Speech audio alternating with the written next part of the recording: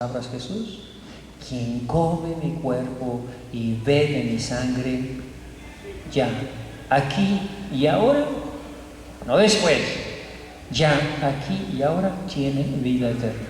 Es decir, tenemos esa paz, tenemos ese consuelo. Propiamente, la experiencia de los discípulos de Emaús fue una experiencia del cielo, porque están con Cristo resucitado ya. Y por eso le dicen: quédate con nosotros. Muy parecido a la experiencia de Pedro en el monte de los olivos, no el monte de la transfiguración. Quédate con nosotros, no nos queremos ir, quédate con nosotros, Señor. Y Jesús se queda, y nosotros no le hacemos caso. Yo creo que por eso el mundo está tan mal. Porque yo me acuerdo en mis tiempos, las viejitas, los que ya eran de mi edad, se la pasaban en la iglesia rezando.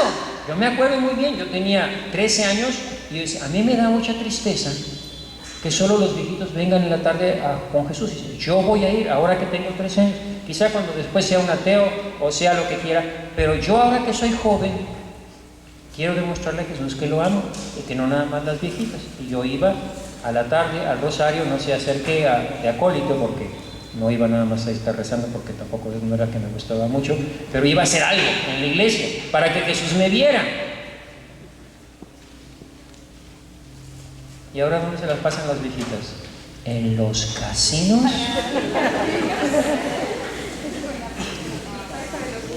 Apoyando el negocio de los narcos. Y después quéjense. Y se los digo de la experiencia de mis amigas, que ya son de mi edad, un poquito mayorcitas, porque son las amigas de mis hermanos. Es mi dinero y yo tengo derecho a hacer con mi dinero lo que me dé la gana. Ándale pues, ándale pues, ándale pues. Nada más recuerda que la situación de violencia que vive en México, los narcos no se dan por esporas, crecen en una sopa de cultivo donde la gente no quiere saber ya nada de Dios, donde todo es materialismo y juega y diversión, y Dios no pinta para nada. Síguele, síguele. Pero que nos demos cuenta que los narcos no nacen por esporas, nacen en un clima que nosotros, en una sopa, en un cultivo que nosotros estamos favoreciendo. Y si no nos volvemos a Dios, nos va a llevar la prima de la Santa Muerte, que es la Santa Tiznada, por cierto. Perdón, para las madrecitas aquí. Es que no. Tenemos que volvernos a Dios. Tenemos que acercarnos a Jesús. Si Jesús es más fuerte que el demonio y que todo, el demonio no tiene ningún poder. Pero si no nos acercamos a Dios, nosotros mismos le estamos dando poder al demonio, porque cada paso que nosotros damos lejos de Dios es cada paso que el demonio se acerca más a nosotros. Ellos se alejan de la comunidad. Estamos en el primer paso. Se van, no saben nada de Cristo resucitado, aunque la comunidad ya lo sabe, pero por irse de la comunidad eso les pasa. Se alejan de la comunidad, van de bajada, porque recuerden que Jerusalén siempre está en la cima de una montaña, y para salir de Jerusalén siempre vas de bajada, porque recuerden que las ciudades antiguas todas se construían en la cima de un monte para protegerla de los enemigos amuralladas. Esta es la historia de muchos hombres y mujeres. Hubo tiempo en que eran amigos de Jesús, o al menos lo conocían, pero se alejaron de la comunidad, de la iglesia, y se fueron de bajada. El demonio los estaba esperando, y como el hombre herido del camino, los ha golpeado, los ha maltratado, ha desbaratado sus vidas, ha desbaratado sus matrimonios, ha desbaratado a sus hijos, porque ya iban de bajada. ¿Cuántos hombres vagan así perdidos sin saber por qué viven? Sin nadie que les ayude, sin saber que hay un Cristo que los ama y que murió por ellos en la cruz. ¿Cuántas mujeres solas que no saben que hay una comunidad de fe, una familia, una iglesia que los espera y que los ama y que nos convierte a todos en hermanos gozosos, alegres del resucitado. Jesús camina con ellos. Siguiente escena, ya no están solos Jesús. Camina con ellos porque eran dos. Eran dos, y donde dos o tres están reunidos, ahí está Jesús presente. ¿Cómo podemos hacer que Dios se nos acerque? Rezando en comunidad, en familia, orando en familia, volviendo a la comunidad alrededor de la Eucaristía, yendo en comunidad, en familia a la Eucaristía. Volver a la oración en comunidad. También ahí se hace presente la Virgen, Jesús se hace presente. Yo sí creo que la Virgen se aparece en Medjugorje. Yo no sé si los videntes lo vean o no, eso no lo sé, pero yo sí creo que la Virgen se aparece en Medjugorje. ¿Por qué? Porque la gente se junta a rezar, se junta a orar. Yo sí creo que en este congreso eucarístico va a estar ahí presente Jesús, porque la gente se reúne con el obispo y más con el obispo a rezar. Ahí va a estar Jesús. Ojalá y todos podamos participar. Cuarto punto, no le reconocen a pesar de que va con él. A pesar de que lo han visto. Era como para que dijeran: Jesús, qué sorpresa, ¿qué andas haciendo por aquí? Creíamos que estabas en la tumba y que te habían comido los gusanos. Sin embargo, ahí está, a su lado, y no lo reconocen. Y nosotros estamos igual que en ellos, porque dice, no sé qué autor, que en sus ojos se reflejaba lo que había en su corazón. Como tenían dudas en su corazón, no lo podían ver. Y así sucede.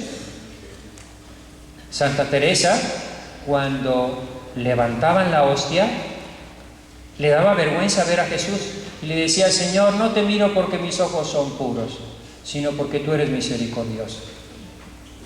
Pero ella estaba viendo a Jesús por su fe, por su corazón. Cuando uno tiene fe, ve a Jesús en la Eucaristía, en los pobres, en los necesitados. Vemos un pedacito de pan, vemos una vela encendida, no lo vemos a Él, pero Él está ahí para consolarme, para fortalecerme, para iluminarme, para quitarme mis traumas. También en el periódico de aquí de Tijuana leí, creo que el de la semana pasada, la historia de una señora que era de esas liberales y yo puedo hacer con mi cuerpo lo que me da la gana, y total, si me embarazo, aborto, y total, hizo todo lo que...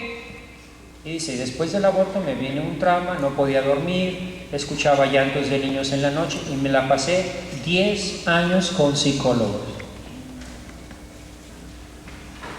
Hasta que un día me fui a vivir a Cancún y al lado de donde yo estaba la iglesia y oía las campanadas. Y yo tenía miedo de entrar. ¿Miedo de entrar a la iglesia? ¿Por qué? Pero yo tenía miedo de entrar. Hasta que entré, me confesé, se me acabó. Todas mis crisis, todas mis pesadillas. Gastar 10 años con psicólogos el dinero, cuando con la confesión te sale gratis. Tonta, necia. Es que Jesús no tiene poder para sanar corazones, para perdonarnos todo. No murió Él por la cruz. No conocemos a Jesús crucificado y victorioso.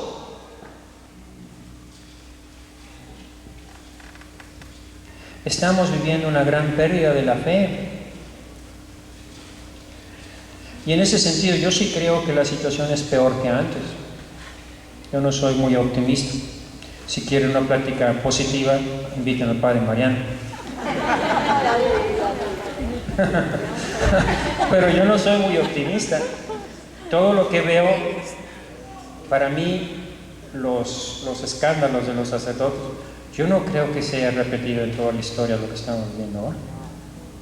Y eso no se puede dar si no hay una pérdida de la fe muy grave. Y una pérdida de la fe relacionada no nada más con la pérdida de la fe, sino con la apostasía, es decir, no queremos que el Papa nos esté diciendo qué tenemos que hacer debajo del ombligo, porque de ahí viene el problema. De una serie de teologías que se enseñaron en los seminarios, donde se les enseñaba que todo lo que decía el Papa sobre el humane vitae y sobre la sexualidad, que estaba hecha para el amor y para la vida, no valía nada, valía sorbete, y se lo creyeron los sacerdotes, y lo enseñaban los sacerdotes, y lo enseñaban en las escuelas, y lo enseñaban en los seminarios. Y se les metió el diablo, y perdieron la fe. Puede estar equivocado, pero analicen ustedes y verán eso. Cómo hay un problema de enseñanza teológica equivocada que va creando esto que viene desde los años 60. Esa es la única profecía que hizo Pablo VI y se ha cumplido a la perfección. Lean Humane Vitae y vean las profecías que hace Pablo VI de lo que va a venir, y eso es lo que estamos viviendo. No es normal que haya tantos homosexuales, no salen los homosexuales. O es rosa o es azul, no hay homosexuales. ¿De dónde salen los homosexuales? Se les está alterando el chip en el cerebro, y se les está alterando por una cultura en la televisión, en la radio, en la prensa, en el ambiente, en todas partes, una cultura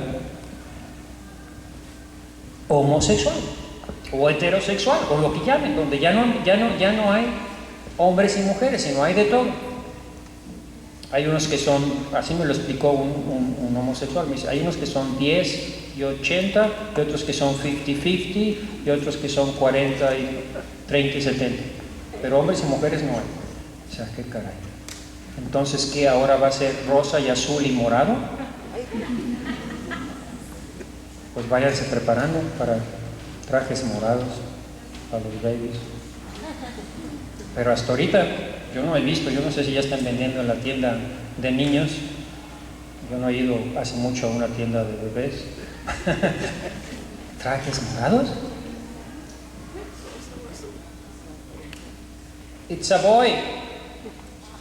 It's a girl. Pero sí, algo está pasando espiritual, es un fenómeno espiritual. Como si Dios estuviera dando una fuerza a Satanás que nunca había tenido. Como si Satanás se hubiera roto, se hubiera cumplido aquellos 1000 años que dice el Apocalipsis que va a tener a Satanás en el infierno, y ya se hubieran cumplido y lo haya soltado. Yo no sé si será verdad lo que decía de León XIII, del ataque del demonio contra la iglesia, pero ciertamente esto no es un problema social ni cultural ni nada, es un problema espiritual. Y lo único que nos rescata de esto es la fe. Que volvamos a la fe de nuestros padres, que volvamos a la oración, que nos volvamos a la Eucaristía, que volvamos a la adoración en familia, que todos los jueves en todas las iglesias hay adoración al Santísimo. Ojalá y del Congreso allá salga eso.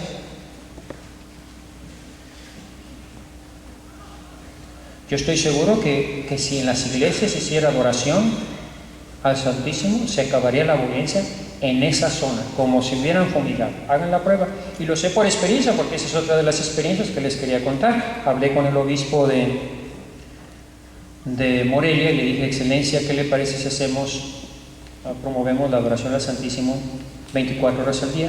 Y me dice: no, eso es muy difícil, es muy problemático, porque ¿cómo puedes dejar la iglesia abierta toda la noche con todos los relajos que tenemos? Dije: bueno, pues por lo menos durante el día. No, durante el día muy bien. Y ahí quedó la plática con el obispo. Y ese mismo día fui a una parroquia chiquita, ahí en Morelia, en un barrio así medio mugroso.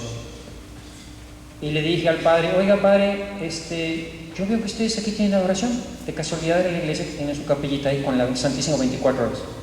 Y me dice el obispo que eso es muy peligroso, que porque pueden entrar y se pueden robar el Santísimo y puede haber violencia. Y dice, pues fíjate qué curioso, aquí en esta zona no hay violencia.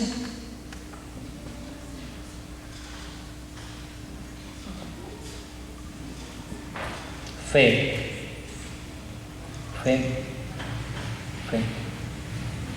Comenzó con las Escrituras. Las Escrituras los discípulos ya las conocían. Y eso nos puede suceder. Yo ya he leído los Evangelios, yo ya he leído todo. Pero no es las Escrituras, sino las Escrituras leídas a la luz de Jesús. Más aún, a la luz de Jesús crucificado, que son las pláticas que nos van a hablar ahorita.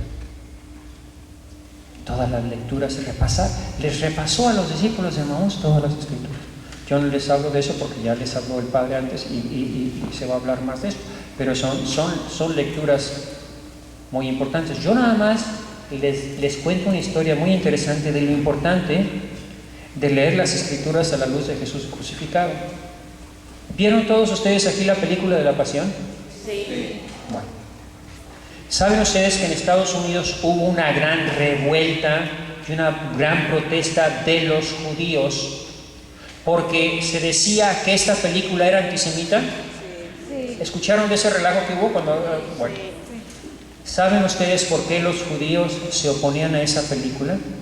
Bueno, no era por los azotes 3 horas que se pasaban, porque los azotes, ¿quiénes se los daban? Los romanos.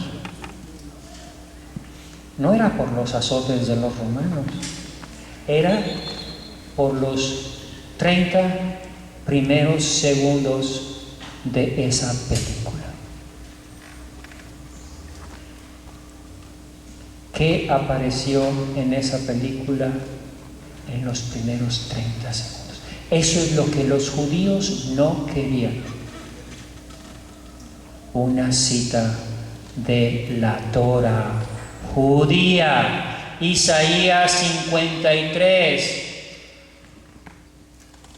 Él cargó con nuestras culpas, el castigo que nos devuelve la paz cayó sobre él, por sus llagas hemos sido curados. Los judíos sabían que si los jóvenes iban a ver esa película, iban a decir, oh my God,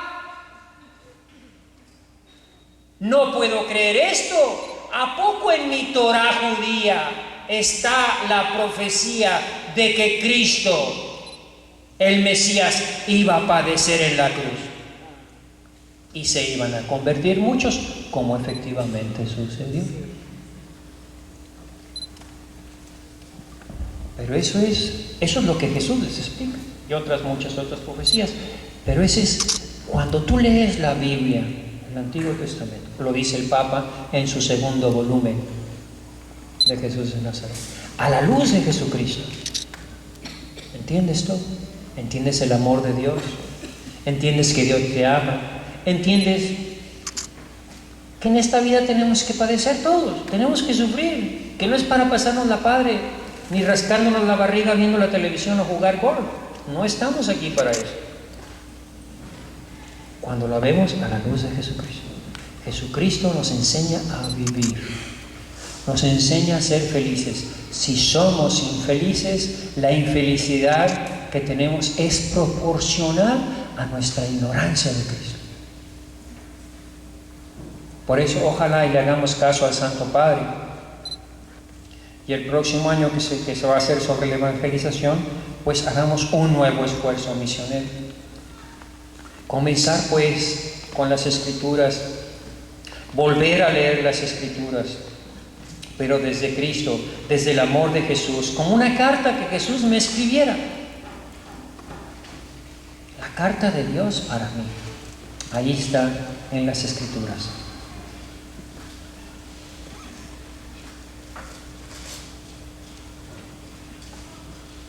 ¿Qué significa la cruz? Volvamos a esa idea. Un acto cruel e inhumano, la derrota de un revolucionario, leyendo las Escrituras a la luz, la mala suerte e incomprensión de un piadoso rabí. La cruz nos revela el eterno amor de Dios por los hombres, pero sobre todo nos revela la Eucaristía. Significa el trigo que debe ser triturado para convertirse en pan. La uva que debe ser triturada en el lagar para convertirse en bebida de la salvación. Por eso los que no entienden la cruz no saben nada de la Eucaristía, del sacrificio. Pero ¿cómo es que Cristo puede padecer? Ustedes están matando a Jesús cada vez que celebran. No estamos matando a Jesús cada vez que nos celebran. Lo que lo está matando a Jesús es nuestra falta de fe y nuestros pecados. Eso es lo único que mata a Jesús. En la Eucaristía no se mata otra vez a Jesús, se renueva el sacrificio de la cruz, que es diferente. Se renueva el sacrificio, es decir, esa fuente de salvación llega hasta mí. Es el mismo sacrificio llegando hasta mí en mi tiempo a través de la Eucaristía. Por eso dice Jesús al final del Evangelio, yo estaré con vosotros todos los días hasta el fin del mundo. ¿Cómo se quedó? ¿Dónde se quedó? Con nosotros para siempre en la Eucaristía. Si Cristo no está en la Eucaristía, es mentira lo que dijo. Pero si es verdad lo que Cristo prometió, yo estaré con vosotros. Yo, no un recuerdo, no una imagen, no un símbolo, quiere decir que Cristo está realmente presente en cuerpo, alma y divinidad en la Eucaristía. Los discípulos le piden a Cristo que se quede con ellos. Ya llegamos a Emaús. Y Cristo se queda con ellos. Los acompaña. Entra a la casa. Se miran a los ojos. Se sienta a la mesa. Parte el pan.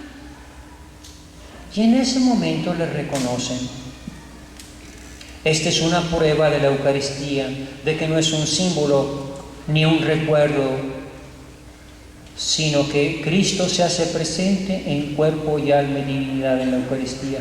Porque los primeros cristianos llamaban a la Eucaristía precisamente eso, la fracción del pan, donde Cristo, como en Emaús, se hace presente en cuerpo, alma y divinidad. Pero aquí llegamos a la pregunta con la que comenzamos la introducción de esto. ¿Por qué si le dicen quédate como nosotros, a la hora que lo reconocen se les desaparece? Porque no hubo comunión. No se quedó Jesús con ahí, sino desapareció. No hubo banquete. Cristo no puede comer con ellos, porque ellos han roto la comunión. Han roto con la iglesia de Cristo. A pesar de que la iglesia de Cristo les decía que había resucitado, ellos no habían aceptado esa autoridad. Antes de llegar a la mesa, Cristo les había explicado la Escritura, es decir, la primera parte de la misa, la liturgia de la palabra, la Biblia. Ellos creían en la Biblia, creían que era palabra de Dios, pero no la entendían. Todo lo juzgaban según su propio entender, según sus estudios. Y por eso, a pesar de las Escrituras, que las Escrituras hablan claramente de la pasión, ellos no la aceptan y por eso se van. Cristo les ilumina las mentes y les explica las Escrituras. Esta explicación que Él da coincide con lo que la Iglesia había dicho, con lo que la Iglesia había anunciado.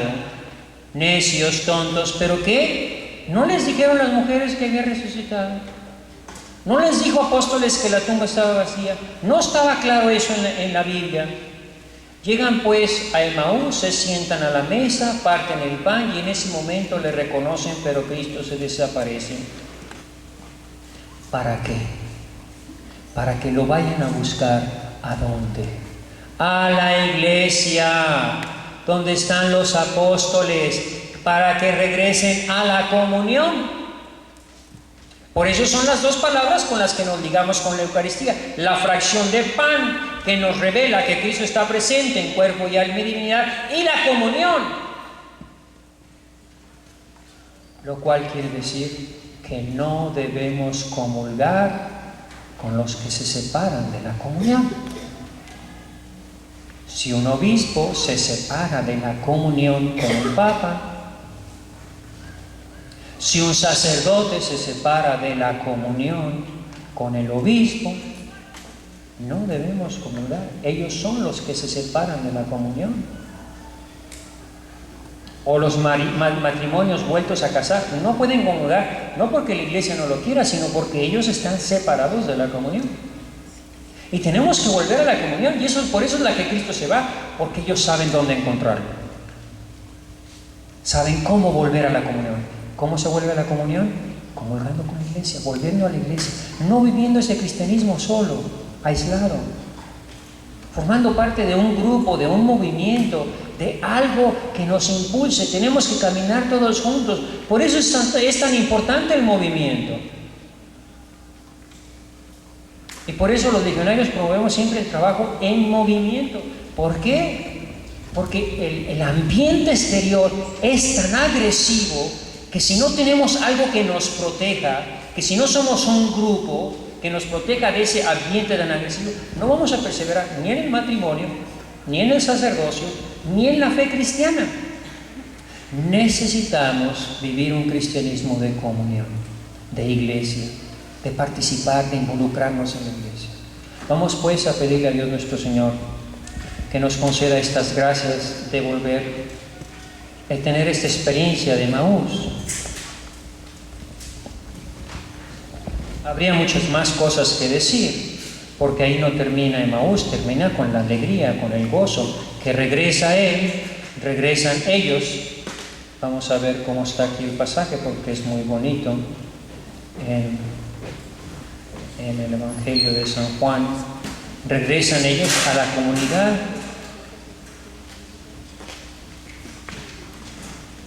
¿Dónde estoy? Estoy perdido. Es el Evangelio de San Lucas. ¿Cómo dice aquí? San Lucas, perdón porque lo diré que no señalado. San Lucas. Y levantándose al momento de noche, recuerden que es de noche, y ya no querían caminar porque estaba muy difícil la situación, porque hay muchos ladrones, hay mucha violencia aquí en el país, entonces miedo. Y una vez que se encuentran con Cristo, el miedo lo mandan a volar, y ellos también salen volando en la oscuridad, corriendo, llenos de alegría, aunque todo está lleno de tinieblas, aunque todo se oscurece. Yo estoy en paz, yo estoy alegre, y eso es lo que necesitamos. Aunque el mundo se ponga peor, si yo tengo a Cristo en mi corazón, si Cristo ha prendido en mi corazón, lo demás no me pasa. Aunque mi congregación ahorita está en crisis y no sabemos si mañana se va a desbaratar la legión, yo estoy en paz, porque yo estoy haciendo lo que Cristo me está pidiendo, porque yo sé que Cristo está vivo y que la legión es la legión de Cristo y que la iglesia es la iglesia de Cristo. Y eso, estamos en paz. Y levantándose al momento se volvieron a Jerusalén y encontraron reunidos a los 11 y a los que estaban con ellos, que decían: es verdad, es verdad, el Señor ha resucitado y se ha aparecido a Simón. Ellos por su parte contaron lo que había pasado en el camino y cómo le habían conocido en la fracción del pan. Y entonces ahí, en esa comunión, en la iglesia, ya se aparece Jesús y se queda ahí. La paz sea con vosotros. ¿Por qué os turbáis? ¿De qué tienes miedo? ¿No soy yo el vencedor de todo lo que te entristece? El pecado, el demonio. ¿Qué andas arrastrando por ahí tarugadas? Ve y confiésate y olvídate de todo y ponte a trabajar, que necesito muchos apóstoles. ¿Por qué se suscitan dudas en vuestro corazón? Mira mis manos y mis pies, crucificados por amor a ti. Palpadme y ved, porque un espíritu no tiene carne. Y diciendo esto les mostró las manos y los pies y el costado. ¿Cuánto te amo? Mira cuánto te amo. ¿Por qué estás deprimido? ¿Por qué estás triste? Si tienes a alguien que te ama de verdad. Porque fuera de Jesús, ¿quién nos ama de verdad más que Él? Como no acababan de creerlo a causa de la alegría y estaban asombrados, se pone a comer con ellos. Y entonces abrió sus inteligencias para que comprendieran las Escrituras. Sin esa luz de Dios, no podemos conocer las Escrituras. A la iglesia le abre la inteligencia para penetrar. Por eso debemos dejarnos guiar por la iglesia. Amén. Amén. Aleluya. Bueno, pues ahí le dejamos. Y paso